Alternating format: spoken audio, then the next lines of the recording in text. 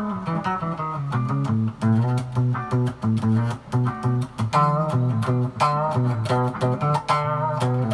guys, how are you?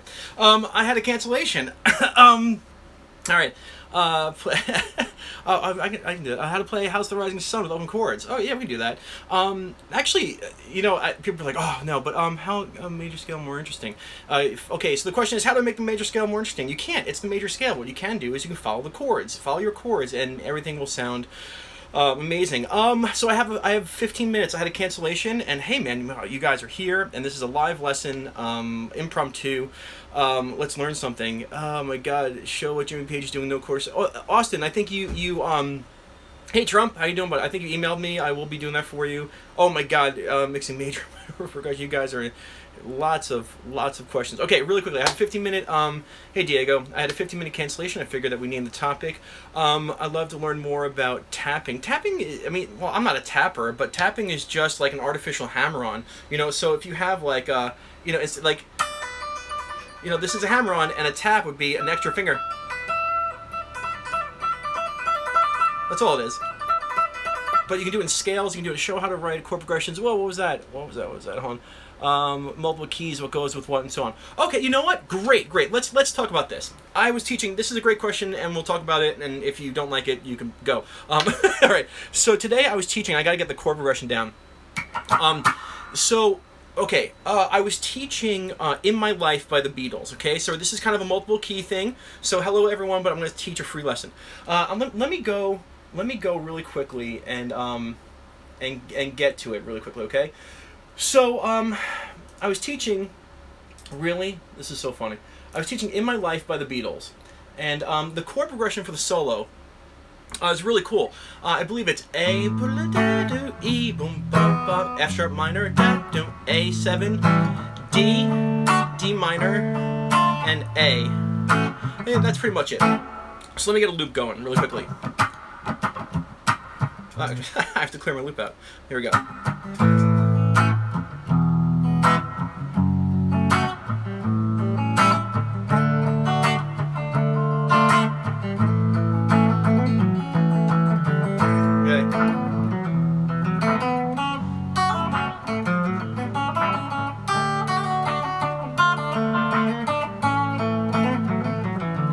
Let's see.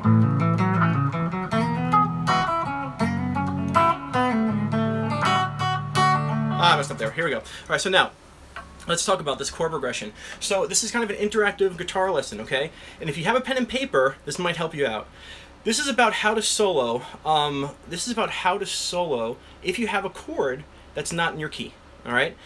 So the first three chords in this song, in this little section of the solo, is A, E, and F sharp minor. So I want to see the best guesses we have on the first three keys, first three chords. Hey Don, first three chords A, E, and F sharp minor. Any inklings as to what key we are working in? I'll sit here and wait, and if we can't get it in a couple minutes, I'll. It is A major. Good job, 0. Okay, so A major. All right, so we have this first three chords in A major. So the first thing we're going to do, it is A. Okay, so A being the 1, E being the 5, F sharp minor being the 6. Okay, hey there, from Medelkin. All right, so what we need to do? Well, creeping suspicion. If we have a chunk, okay, if we have a chunk of chords that are in a key, well, we want to stay within that key. That's the excuse me. That is kind of the rule.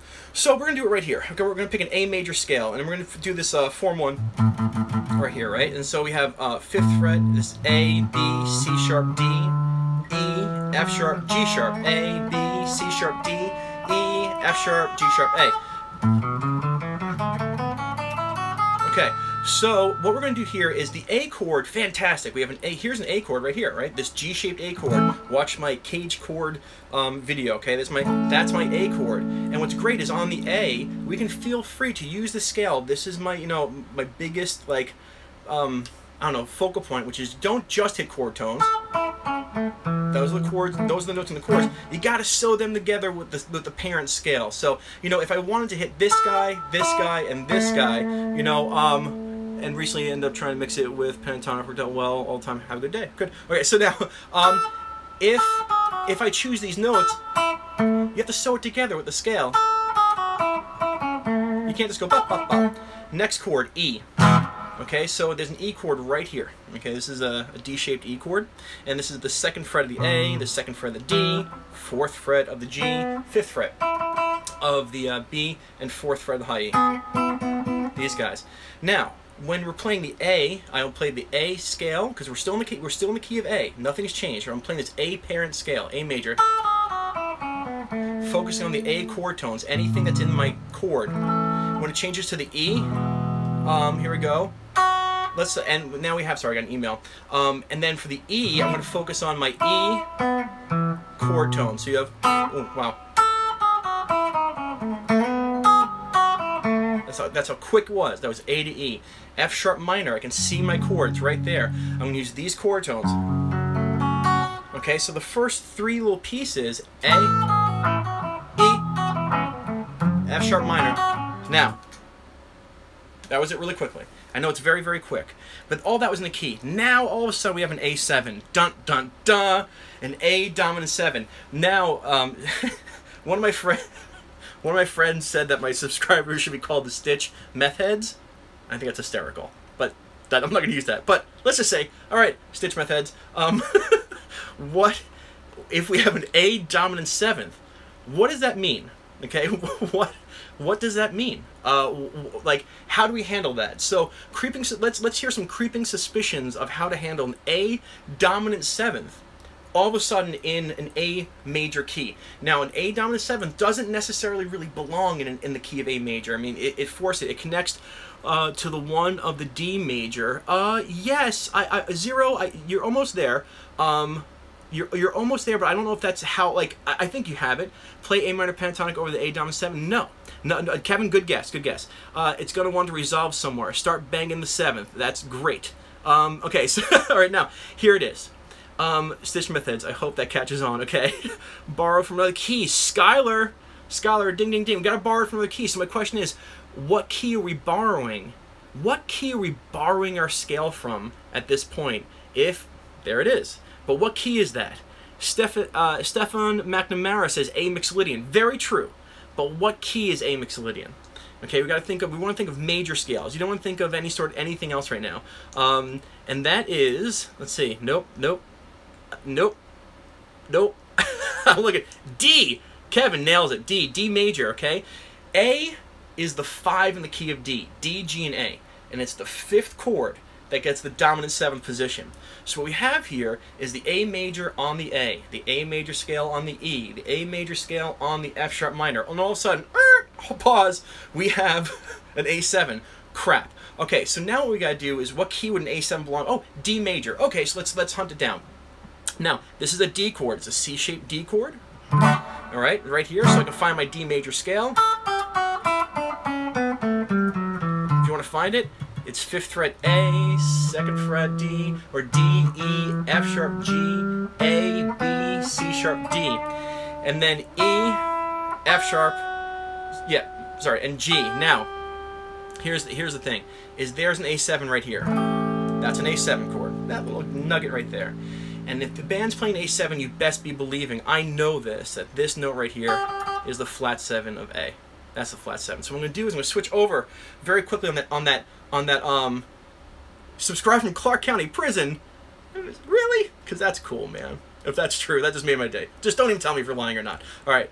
My Jerry Garcia, except for the balding head up here, but whatever. You know, if I can start teaching some hair transplant specialist, you never know. Anyway, here we go. So now, we need this. I want this chord. I want this right here, and I'm going to play this D major scale, but I'm going to really focus in on these chord tones. Let's see if I can do this without screwing up. Hello from Scotland, or hello from Florida. Here we go. So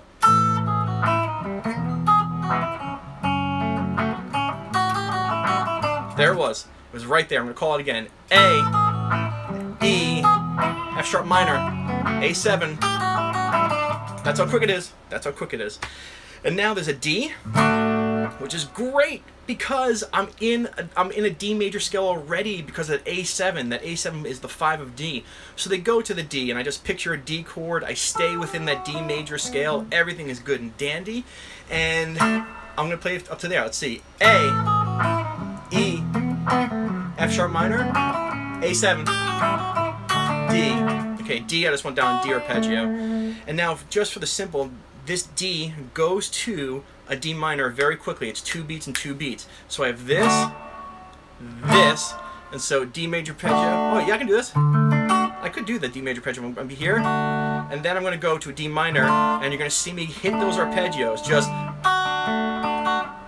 and it goes back to an A here, and I go back to my A major. So now we have A, E, F sharp in the key of A. You have A dominant 7th, whips us out of key into the key of D. Then you have a D chord, fantastic, we're already in that key now.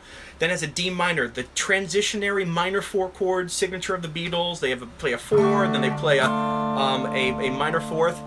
Will this be saved to watch again? Why not, right? Why not? I'm talking fast, I had my signature cup of coffee, I have a lesson to go to. D minor. I'm just going to straight up hit those arpeggios. It happens so fast. And then I'm going to go back to my A. So let's see if I can not F this up.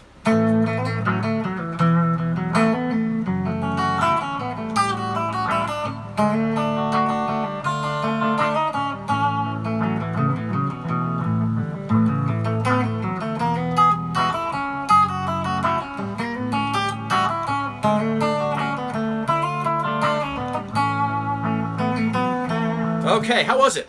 Was it good? Did it make sense? Did it make sense? And how was my playing today? I feel like it's better today than usual. Anyway, I love the advice on modulation from Ian. Yes! I got a yes. Okay, so groovy, man. Groovy. So, you know, the imperfect cadence. Look at you, Don. It's like someone went over cadences with you in person. That's pretty cool. How'd the D minor get into there? Okay, so really quickly. The D minor in A, okay, so really quickly, how do I write this progression? How do I write, like, do you mean how do I write it in terms of numbers or just like letters? It's A, E, F sharp minor, A7, D, D minor, A. Now, somebody said, where's the D minor coming from? We'll talk about cadences. Don't worry, but I have a couple minutes. Maybe we'll do a whole lesson on Stitch Math about cadences. Oh, wait a second. Hold on. Everybody watching this in the replay, I'm so sorry because I'm on fire with my coffee. Hold on a second.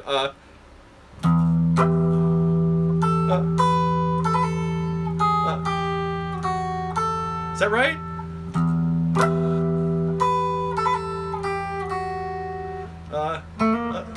Shoot. There's like something like that, right? Something like that. Like I forgot how to play it. Anyway, so roundabout. Let's talk about that D minor really quickly. Somebody asked, how's that D minor come about? If you want to sound like the Beatles, this is how the D minor comes about. This is every Beatles song, and I love the Beatles, which is if you have a 1, 4, and 5, A, D, and E, what they will do is they will come down to the 4, play it major, and then come down to the minor 4. Okay, that's it. It's a very, so like, if I was writing a Beatles song, like,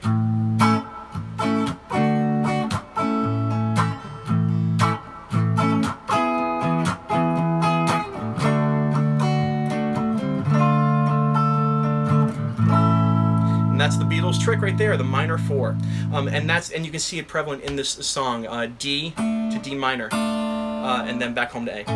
All right, guys. I hope that you guys you be funky using a minor blues scale. I can be funky using a minor blues scale. Don't you challenge me. Anyway, I gotta get going. I really hope that I hope that you enjoyed this. Kevin, I saw that, but I can't answer it so quickly.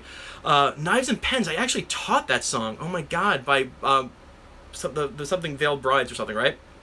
All right.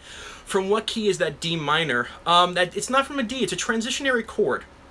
It's just a transitionary chord, which is and that's what they do. What's the best way to contact you about lessons? stitchmethod@gmail.com. Although I have a huge waiting list. I mean, I'm flattered how huge that is. A transition back home, a major 4 to a minor 4, and then down to a 1. I wanted to see if I could find some not new subs, but people who haven't seen a live feed. Oh my God, I'm out of it. Anyway, thank you so much for being here on an impromptu live lesson. I hope that you learned something. If you want, go look up that lesson. Go look up that tab on Ultimate Guitar, right? No. you know, look at that chord progression, get a loop going, and see if you can do it. And that's pretty much it. Thank you so much, guys. I really enjoyed this impromptu lesson. Have a great week, and we'll get another Stitch Method video out and another live lesson on Thursdays at 7:30. Bye bye.